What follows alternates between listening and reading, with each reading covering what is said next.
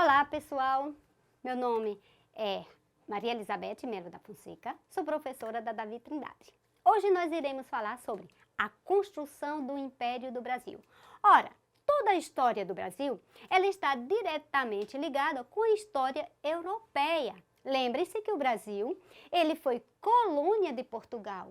E nós vamos falar um pouco de algum desses períodos, que é justamente o período da vinda da família real ao Brasil.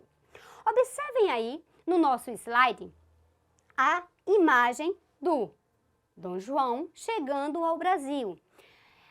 Dom João foi recebido com festa pela população. Lembrando um detalhe, essa festa da população não é organizada, não é uma coisa tão espontânea pela população dos trabalhadores comuns, certo? Aí era uma organização da sociedade da época que tinha uma grande participação no poder econômico da história do Brasil, que eram os grandes proprietários de terra e de escravos.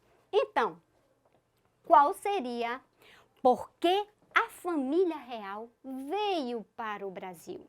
Vamos observar no nosso slide justamente o mapa. Este mapa traz os países aqui: Portugal, Espanha, a França, aqui o Reino Unido, que eu vou sempre comentar quando eu falar de Reino Unido, eu estou especificamente falando da Inglaterra, certo? E aí nós vamos ver justamente essa parte da participação dos aliados da França. Por quê? Porque neste momento nós iremos falar essa relação da história do Brasil com a França. Como assim? Como assim?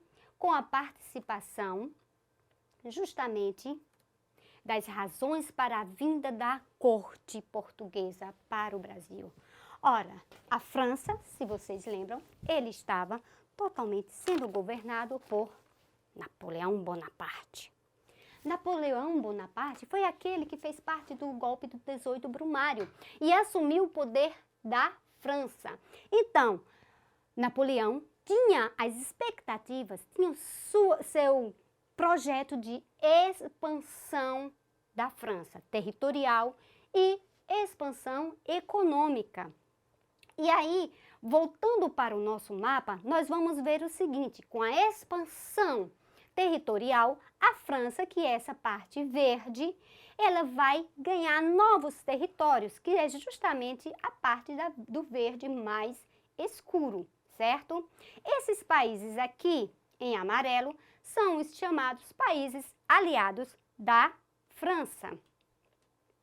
Então, com a grande disputa econômica, com essa perspectiva de expandir a França economicamente, a França tinha um grande inimigo, que era a Inglaterra. A França e a Inglaterra já tinham tido justamente alguns problemas, disputas de território, certo? Nessa disputa de território, França perde grande parte de suas frotas navais.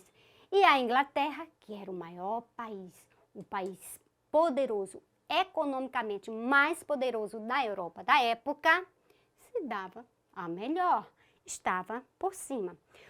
Então, Napoleão pensou: ora, como é que eu vou conquistar nova perspectiva econômica, fazer com que a França cresça economicamente? Criando o bloqueio continental. Em 1806, Napoleão Bonaparte cria o bloqueio continental. E o que seria o bloqueio continental? Era a proibição em que todos os países europeus ficavam proibidos de negociar, de fazer comercialização com a Inglaterra. Observe no nosso mapa, aí nós temos justamente nessa linha rosa toda a parte aqui do bloqueio continental.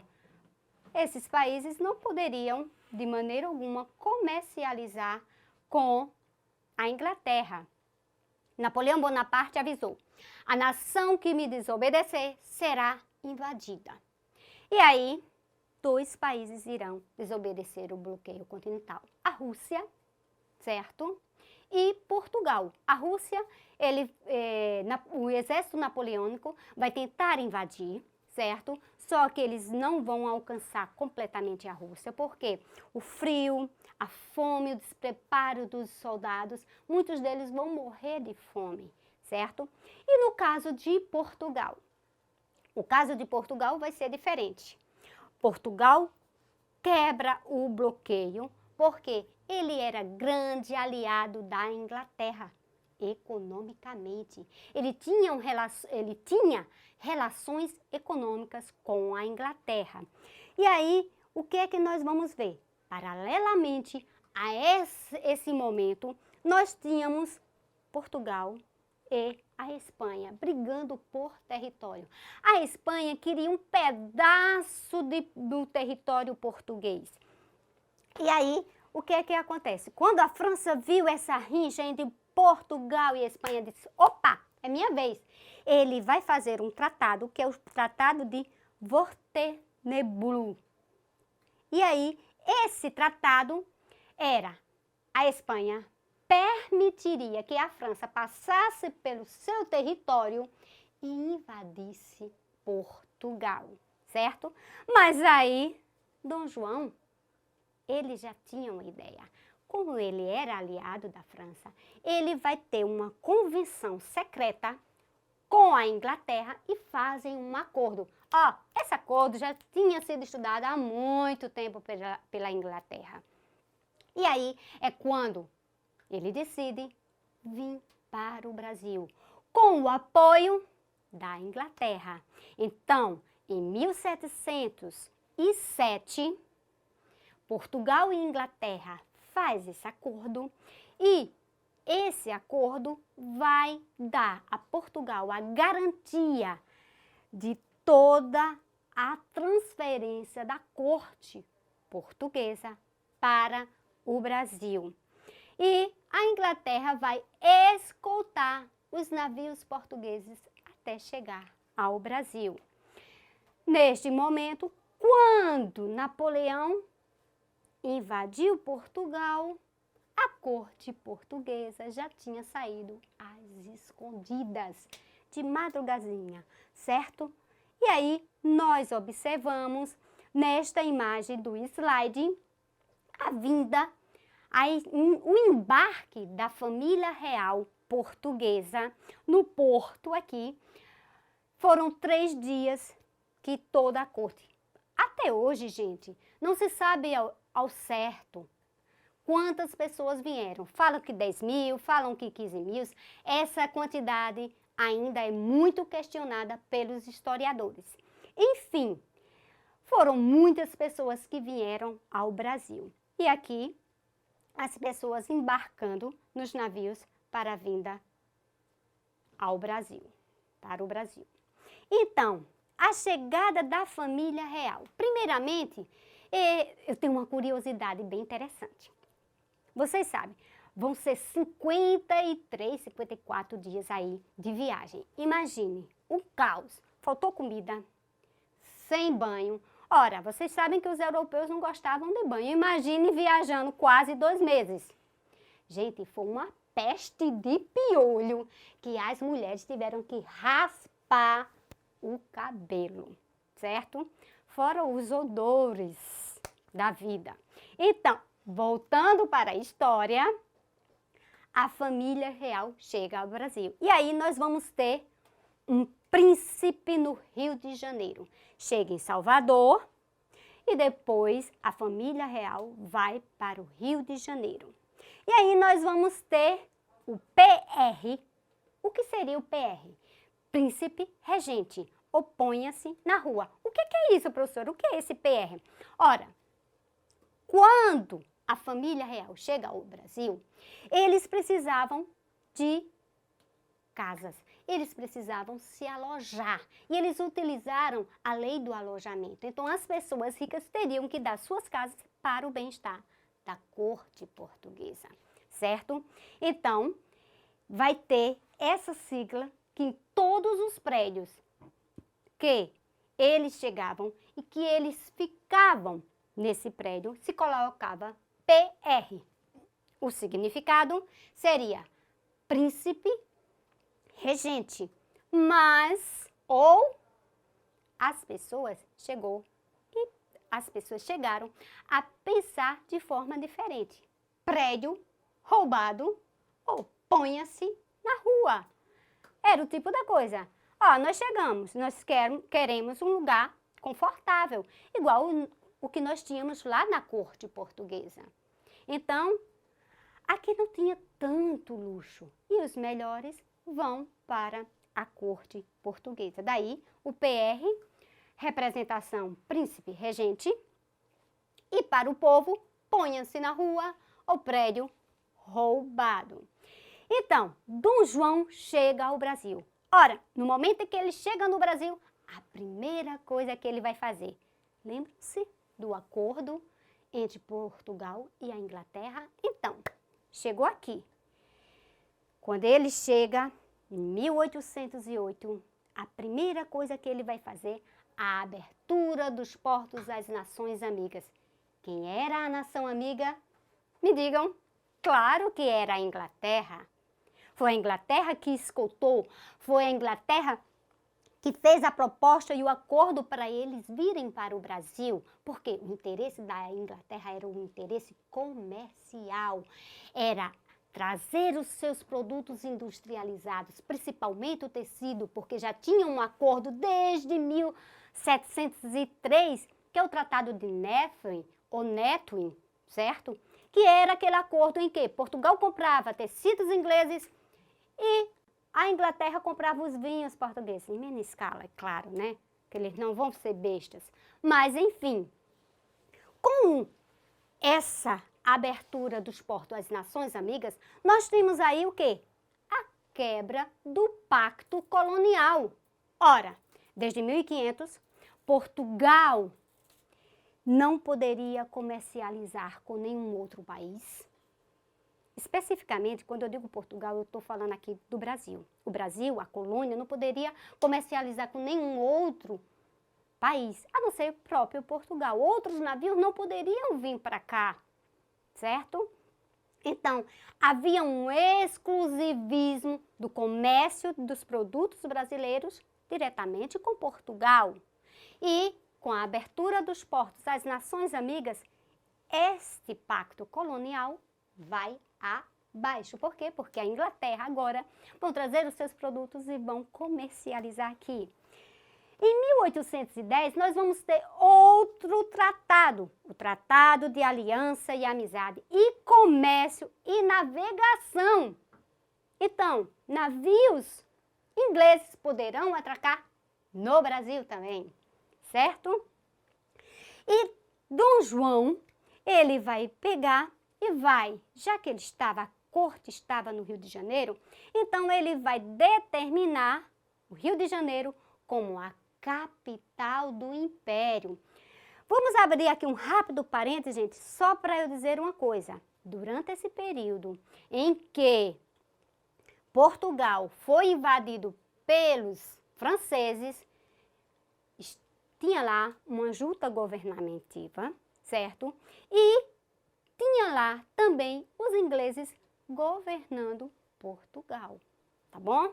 Voltando agora para o Brasil, nós temos a continuidade do governo joanino, o governo de Dom João.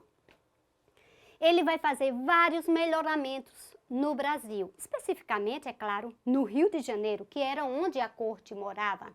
Então, vai ser criada a Casa da Moeda, a Biblioteca Real, o Banco do Brasil, que logo depois, quando ele vai embora, ó, leva tudo para Portugal.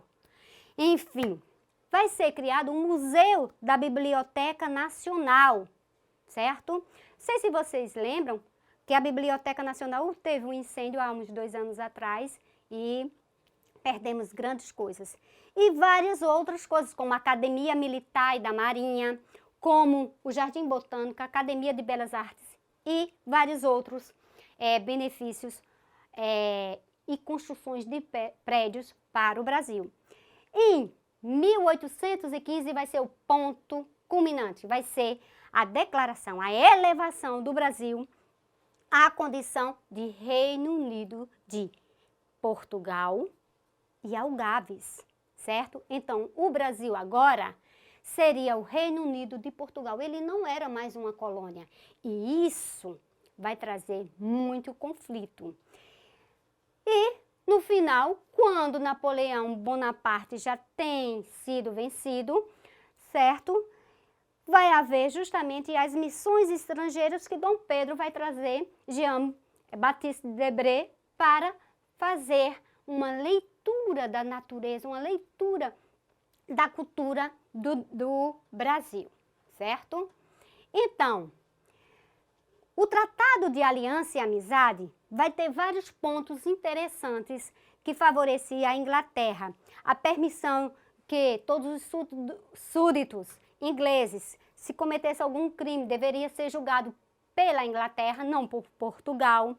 A permissão de construção de cemitérios e templos protestantes, certo?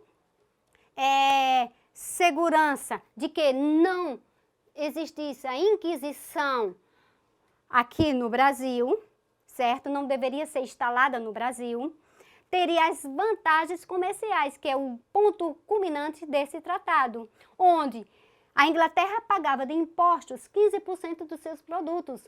Já Portugal, que era justamente representante aqui na corte, pagava 16%. Outras nações iriam pagar 24%.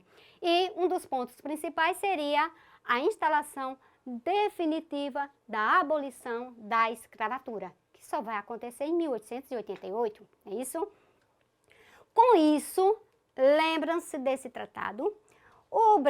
Quando o Brasil vai ser elevado à categoria de Reino Unido de Portugal e Algarves, os portugueses já criaram uma certa rejeição, porque o Brasil deixava de ser colônia. E aí, juntamente atrelado a essa ideia, também a questão administrativa de Portugal. Eles queriam que o rei voltasse para Portugal. Portugal já estava livre do domínio francês e os portugueses queriam que o rei voltasse para lá. Nesse conflito, as cortes portuguesas vão se reunir e aí Dom João retorna para Portugal. Mas aqui ele vai deixar o seu filho como príncipe regente no Brasil. Só que como príncipe regente, ele não fazia nada. Ora, a revolução, essa busca, essa exigência, melhor dizendo, do rei de Portugal voltar para lá, tinha a questão de tornar o Brasil novamente uma colônia e de criar uma nova Constituição para Portugal. É tanto que a revolução vai ser chamada Revolução Liberal do Porto, outros chamam só Revolução do Porto e outros chamam de Revolução Constitucionalista do Porto. Enfim, Dom João vai embora para Portugal, deixa o seu filho como um representante da corte portuguesa aqui, ele abdica justamente aqui para o seu filho.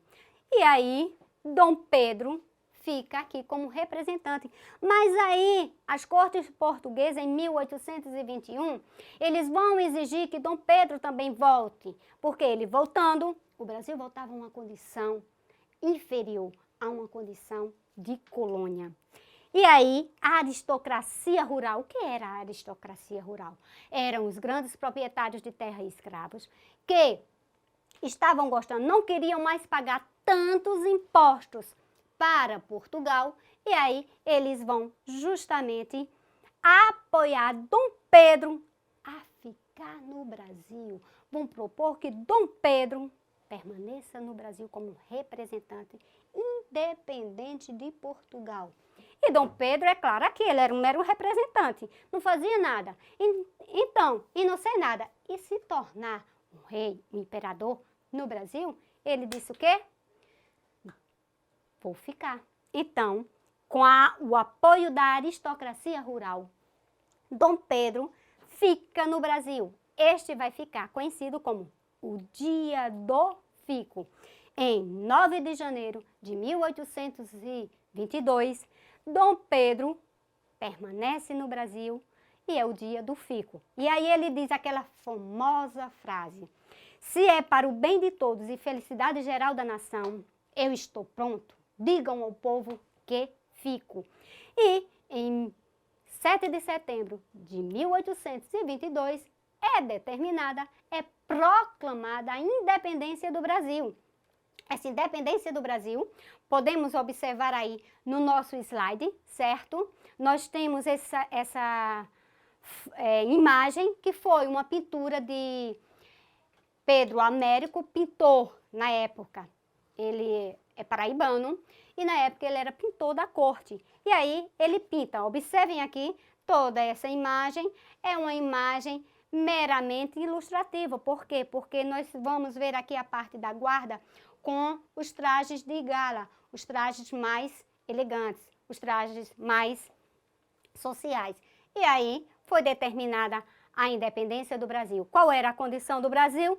Após tudo isso, o Brasil, depois de se tornar independente, ele só vai ter a independência apoiada pelos Estados Unidos. Depois, ele vai ter que pagar uma grande indenização para Portugal reconhecer a sua independência. Permanece com uma economia agroexportadora, atendendo às necessidades da Inglaterra, com dependência total à Inglaterra.